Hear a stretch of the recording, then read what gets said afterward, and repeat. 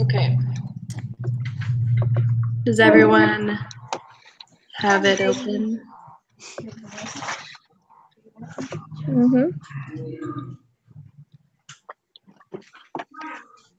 Yep. Okay. So I'll do question 3. The symbol for the true population proportion is which of the following? That's the regular P, right? Yeah, that's what I read here in the lesson. Yep. All right. I'll do the next one. For the next 2 questions, suppose n equals 100, p equals 0.25, and p hat equals 0.10. The requirements for constructing a confidence interval are satisfied. True or false? So the requirements for if they're satisfied is NP hat is greater than or equal to 10, and the n parentheses 1 minus p hat close parentheses is greater or equal to 10. So let me see. Gotta do the math. So the first one is 10.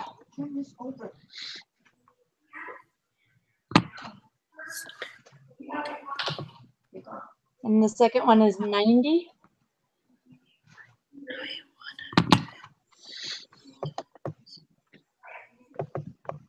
Okay.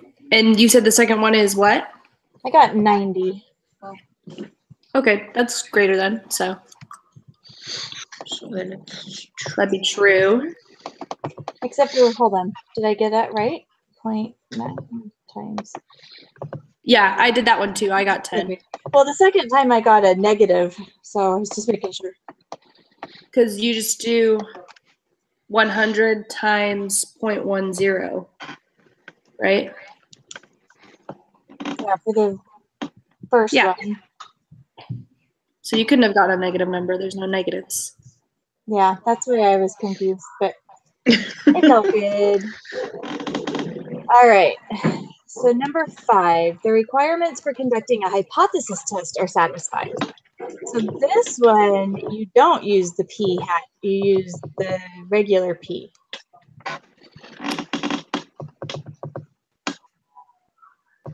And what is the formula for that? So it's the NP is greater than or equal to 10. So 100 times 0.25. So that's It's 25. 25. So that one's good. And then the N Oh, you just times- replaced the p hat with just the regular p. Yeah. Oh, okay. And then the same thing for the other one. N times 1 minus p is greater than or equal to 10. And that is 75. So this one would be true also. True. Okay, so the only difference between the requirements for constructing a confidence interval and then conducting a hypothesis is that in the confidence interval you use p hat, and then in the hypothesis you just use p. Yeah. Okay. I'm gonna write that down real quick. Okay. A study of first-degree murder trials was conducted in another state. A random sample of 60 people in trial for first-degree murder was taken. Of these, 45 of the defendants were found guilty. Find p hat, the point estimate of the proportion of first-degree murder defendants who are found guilty in this state. So that's the 45 divided by 60.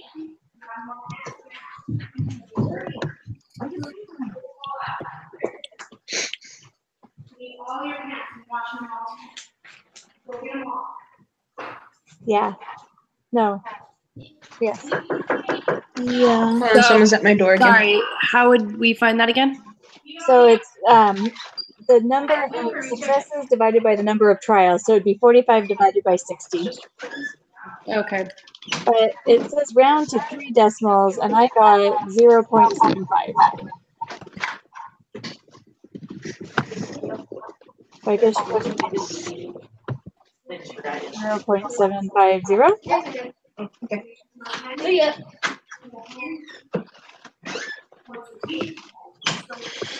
They just walked out as I was walking out. They said we were good. Okay, sorry guys. She's just being a good roommate. Yeah, so there was someone at the door. So did we find the answer to that one? Sorry. Which one? For number 6. For 6? Or are we still? I came up with Yeah, sorry. I came up with 0.75, but it says to round to 3 decimals, so it's Right. rounded to 0. Okay, because that's what I got too, is the 0.75. Sorry. Apparently everyone wants to knock on my door tonight. And I'm the only one in the living room. So, did we move on to 7 or? If everyone else agrees. I hate doing margin of error. Right. Because we stink at it. Right? Because there's 72 ways to get the answer. So can we just put this in the thing? So for the confidence interval, we use the, wait a second.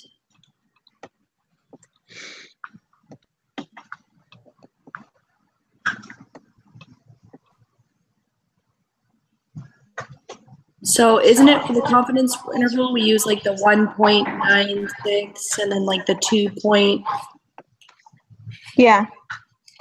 okay. But we need Z. No, Z is 1.96. Just kidding. Okay. Yeah. So for the 95, that's 1.960. So 1.960. I can't remember the formula. So it's P hat minus Z times the square root of P, which we don't have P, do we? So if you don't have P, it says in most situations, you don't have the value of P. You can do N equals Z over M squared times P. No, you can't. Then you do N equals Z over 2M, and that's all squared. I'm lost. So it'd be 1.96 over 2 times the margin of error, which we don't have because we want the margin of error, so I'm just kidding. But we're trying to find the margin of error, right? Yeah, we need to find the margin of error. Well, okay, so it says, I have M equals Z times P, the square root of P times 1 minus P over N. Yeah. We don't have P.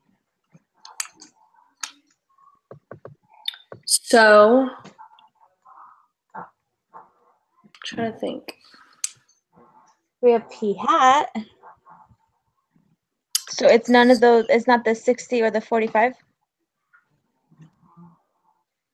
So we just need to find the margin of error. Is the margin of error formula the same from like lesson 10 as it is now? Is it the same? Well, thing? it says margin of error equals z times p, the square root of p times 1 minus p over n. Not the same. Okay. And then it says, in most situations, we don't know the value of p. Sometimes we have a prior estimate of the true proportion of successes denoted by p with the little asterisks. And it says you can compute it with that. I don't know. Let's go into the book.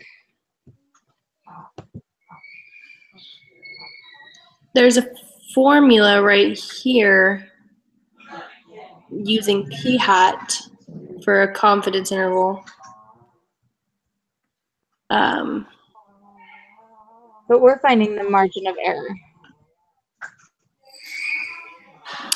But I know that if we find the confidence interval, I found a trick. If you find the confidence interval, you take the first confidence interval plus the other, like the upper bound plus the lower bound, and then you divide it by 2, and then that's the margin of error. So we technically don't have to do a formula to find the margin of error. We can just do the confidence interval formula and then find the margin of error, the backwards way that I just said. Okay, so can we just plug this in then to the thing? Because the confidence interval also uses p. Yeah. Isn't there there's an Excel spreadsheet thing we can use? Yeah. Okay. Let me find that. So x is 45. And Hey, guys, I'm in a school meeting right now.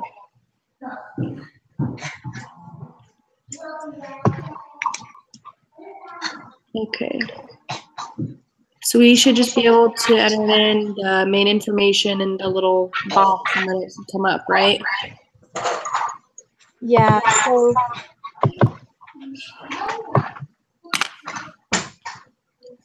So the N is 60. and the x is 45. X, sorry, what? The x was 45.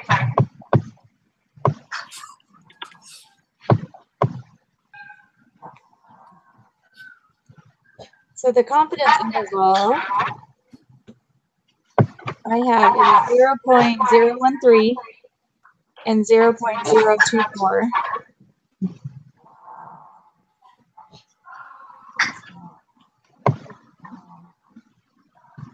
Okay, I don't think I have the right thing. So I'm going to close this out. So you have to be on the categorical data analysis Yeah, that was my problem. and the one proportion. Okay. All right, so the X, sorry, give me that information just so I can be able to, Oh, but that changes it.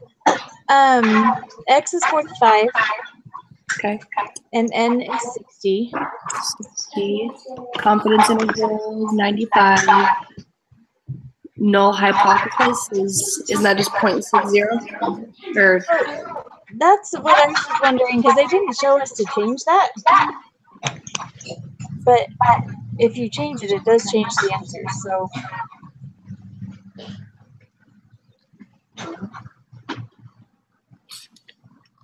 maybe we could just put 0 because we weren't given one.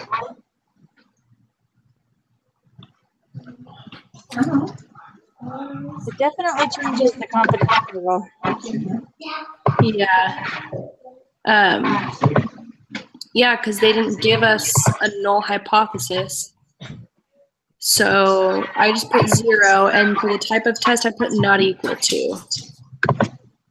Would that be wrong? Or?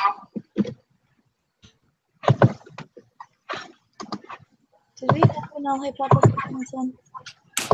In this one, we didn't have a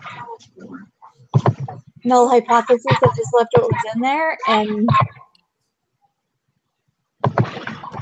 went with what it said.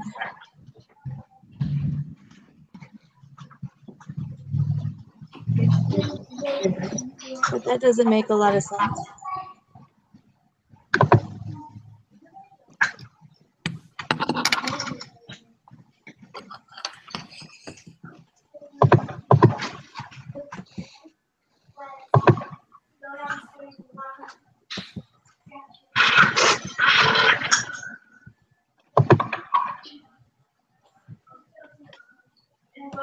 Because isn't the null hypothesis the P? Oh, it would be, wouldn't it? And we don't know the P. Isn't that what we're trying to figure out? Yeah, we don't know it. You're right. So would it be 0.640 and 0.860? That's what I think. But the margin of error after I added the two together, Brooklyn, shh, pick it up, please. The margin of error I got was 0.75, but that doesn't seem right. Isn't Maybe. it upper bound minus lower bound divided by 2? Yeah, I think that might be what I did wrong. Let me see. No, that the upper bound minus the lower bound is one way of finding margin of error. Yeah, I think that's what it is. I got 0.11. I got that too, but why didn't they teach us that in this lesson? They gave us a formula for it. Because it's can't remember. statistics. I can't remember if there was a formula given for it, but I did learn it in my other group. I was like, well, that's a lot easier than actually doing it. Yeah.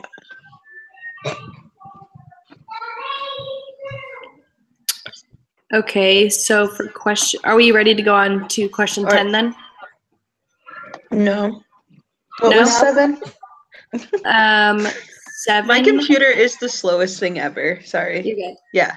For 7, the confidence interval was 0.11 or 0.110. I don't know if you want to, if you feel like it.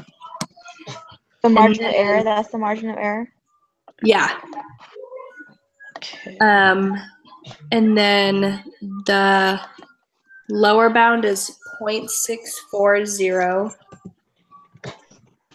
and the upper bound is 0.860. Wait, for the lower bound, you got what? 0.640, right? Yeah. Okay. That's what I have too. I thought I heard a 4 in there somewhere else. And then the upper was 0.860. That's what I thought. Okay. So for number 10, if we increase the sample size from 60 to 80, what would you expect to happen to the width of the confidence interval?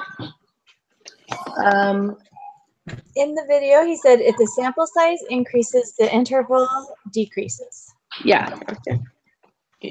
There you go. Sounds like what Justine told us that one day. Mhm.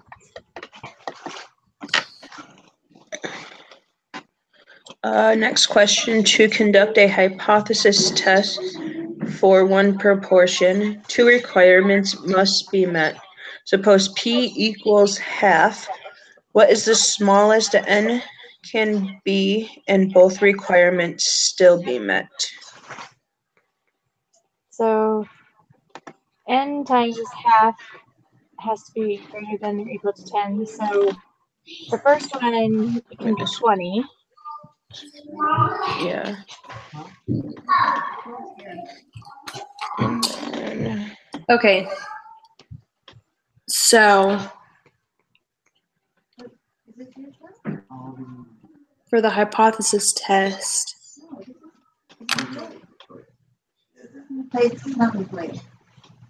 wait a second.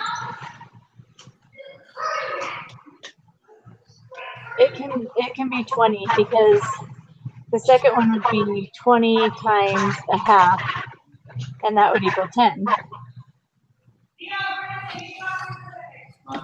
Okay, so you're doing the formula backwards? Well, so the first one would be n times half is greater than or equal to 10. So you have to divide 10 by half, which ends up being 20.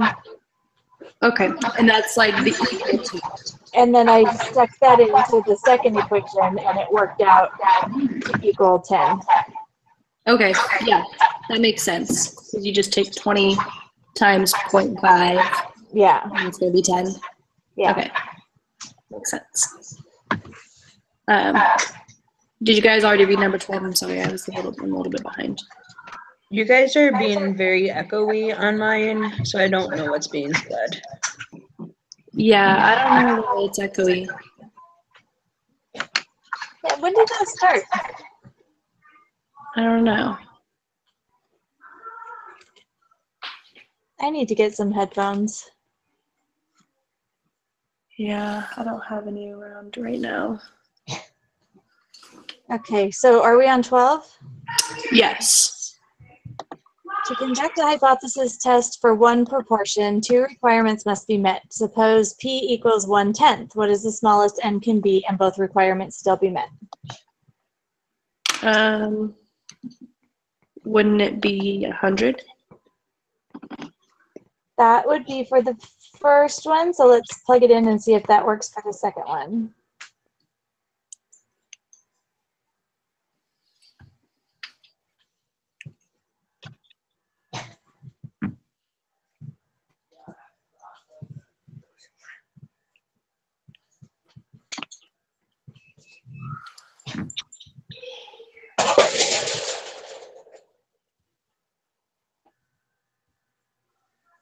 Yeah, that works, right? Because you get 90 for the second. Yeah. And the 10 is the smallest, or the 100 is the smallest it can be for the first equation. Yeah. So, alrighty. Okay. Okay, so was 11 20? Yes. Yeah. Okay, that's what I thought. And then 12 is 100, right? Yeah. You guys are just breaking up, so everything you say I cannot hear. Ah, dang. Yeah.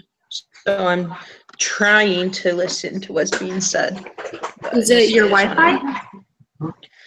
It's very well possible. I'm on campus housing, so Oh.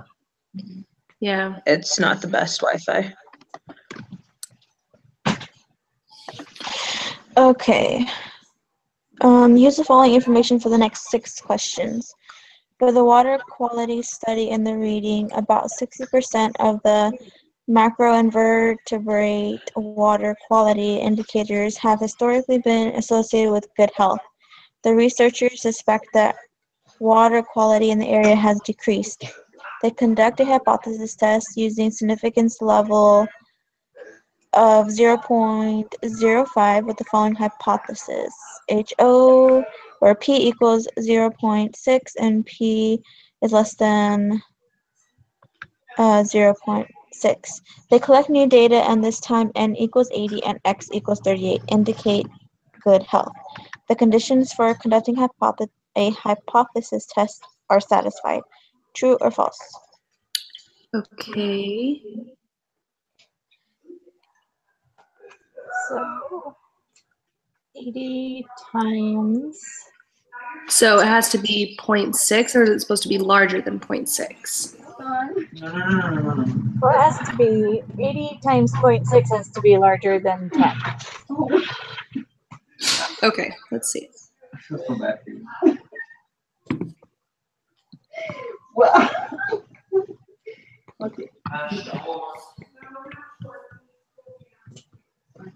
Well, that's bigger than 10.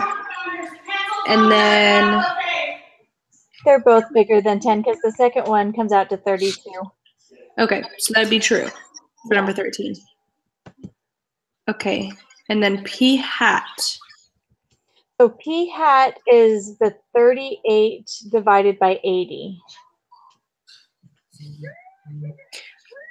Okay, yeah. 38 divided by 80. Oh no, Oh, we no. lost Stacy. Yeah, I just noticed. Oh, she's back in. So I got 0.475. that's what I got. Okay. Stacy, you back in?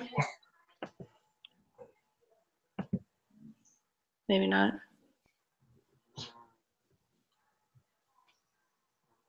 Dun, dun, dun, dun, dun, dun, dun. Okay. Should we wait? Are you there, Stacy?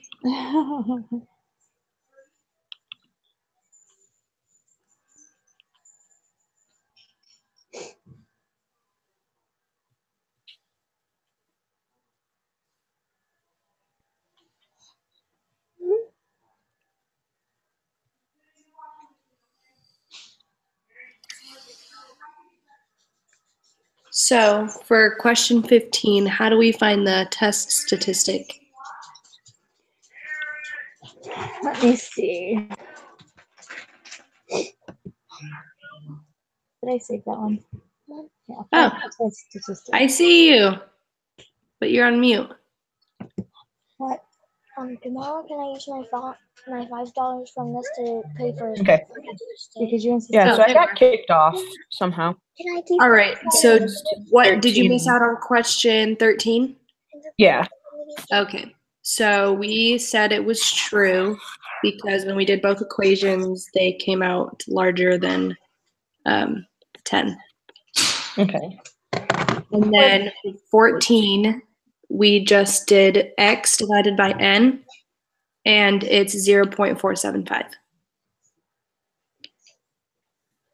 So for the test statistic for the next one, I think we have to go on to Excel. Okay. And is it the same, the categorical Yeah, Am I saying it weird? data analysis. Okay.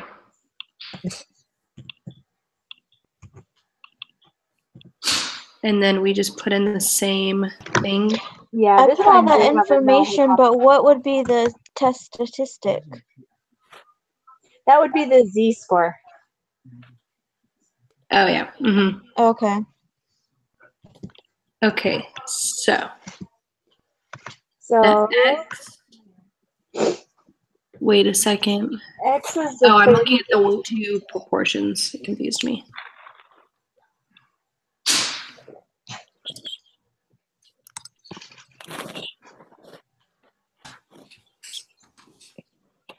So Confidence I got level the 95.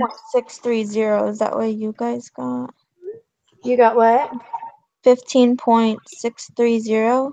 For the z-score? Yeah. I got negative 2.282. Because the Let me null see. hypothesis is 0.6. Right. The confidence level is 95. Uh-huh. And it's a type of test is less than. Uh-huh. The x is 38 and the n is 80. Yeah, that's all I got. I put all of that in there. I got negative 2.282. Yeah, that's what I got too. Okay. Let me reopen this crap. Wait, what did you get, Kelly? I got the negative 2.282. Oh. So, Danae, you're the only one who got something different? Yeah, hold on. Let me redo everything. Because sometimes you just have to like press enter for it to like recalculate. Yeah. Let's see. Or sometimes you just gotta exit out and then redo it and then it works.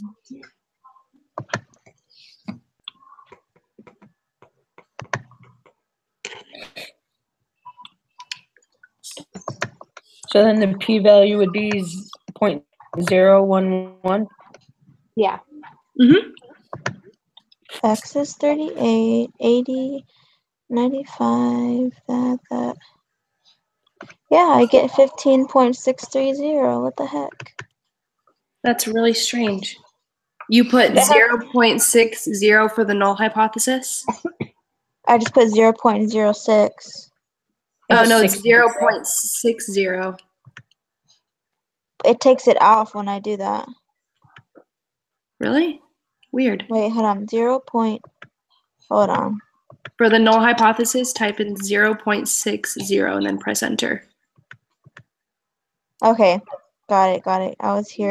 My mind was hearing something else. Negative 2.282, right? Yeah. There you go. Okay, so then you got the p-value and all that stuff.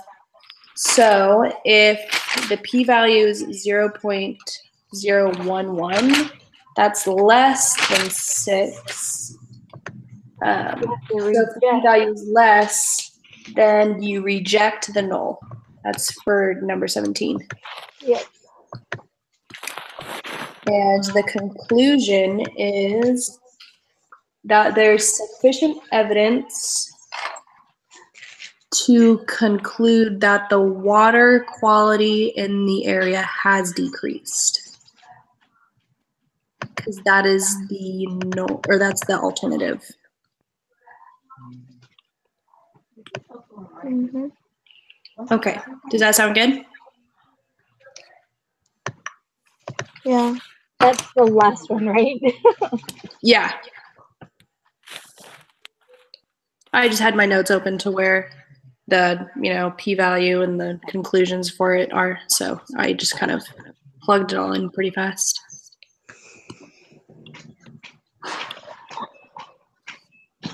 I'm gonna throw my computer in about a minute, so. What'd you say? Don't push So I'm gonna throw my computer.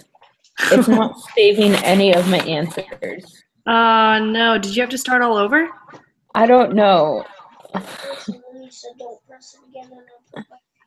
It only saved 10 of them until my computer went all wacky and kicked me off. Well, we Like can my computer shut down. Really? Yeah. That would make me sucks. so mad. Hate when that happens. You're like, you gotta be kidding. This is the worst Wi-Fi I've ever had in my life. Well, I guess now you know next semester you have somewhere else you need to go. Unfortunately, I already have a contract with them. No. All right. Well, protest then. Protest better Wi-Fi connection. Okay, I'm trying to reload this to see what was saved and what was. Okay. Okay, I got two. Well, mine just kicked me out, but I got the score before it kicked me out. Yeah. So But now I can't go back in. Can I go back in?